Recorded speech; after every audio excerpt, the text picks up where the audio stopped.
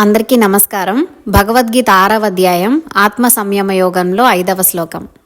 ఉద్ధరేదాత్మనాత్మానం నాత్మానమవసాదయేత్ ఆత్మైవ హ్యాత్మనో బంధుర్ ఆత్మైవ రిపురాత్మనః. ఈ శ్లోకంలో ఒక ముఖ్యమైన విషయం చెప్పాడు పరమాత్మ.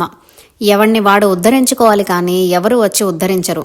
స్వామీజీలు బాబాలు మార్గం చూపిస్తారు కానీ ఎవరు మిమ్మల్ని ఉద్ధరించరు. మిమ్మల్ని మీరే ఉద్ధరించుకోవాలి. ఎవరో ఏదో చేస్తారని ఆశపడవద్దు. మీకు మీరే మిత్రుడు, మీకు మీరే శత్రువు. మీరు చెడిపోవడానికి మీరే కారణం కానీ ఎవరో కాదు అన్న పరమ సత్యాన్ని బోధించాడు పరమాత్మ. నారు పోసినవాడు నీరు పోయకపోతాడా? ఎలా జరగాలంటే అలా జరుగుతుంది. అంతా దేవుడి దయ. ఎలా రాసిపెడితే అలా జరుగుతుంది. శివుడి ఆజ్ఞ లేనిదే చీమైనా కుట్టదు. ఇటువంటి శుష్క వేదాంతం వల్లిస్తూ సోమర్తనంగా ఉండటం, ఏమీ చేయకపోవడం వలన ఏమీ సాధ్యం కాదు. దేనికైనా మానవ ప్రయత్నం ముఖ్యం. మన కర్తవ్యం మనం నెరవేరిస్తే భగవంతుడు మనకు తన వంతు సాయం అందిస్తాడు. ఈ సముద్రం దాటడం నా వల్ల కాదని హనుమంతుడు చేతులు ముడుచుకుని కూర్చుంటే సీతాన్వేషణ సాధ్యం అయ్యేది కాదు. కష్టపడితేనే ఫలితం దక్కుతుంది. పరమాత్మ ఇంకో మాట కూడా చెప్పాడు. ప్రతి వాడికి మనసు ఉంటుంది. అది రెండుగా పనిచేస్తుంది.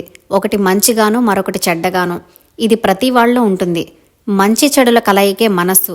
మంచి మనసు మనకు మిత్రుడైతే చెడ్డ మనసు మనకు శత్రువు. ప్రతివాడు తనలోని చెడును జయించి మనసును మంచి మార్గంలోకి మళ్లించాలి. శత్రువును జయించి మిత్రుడిగా చేసుకోవాలి. ఈ పని చేస్తేనే తనను తాను ఉద్ధరించుకోగలడు.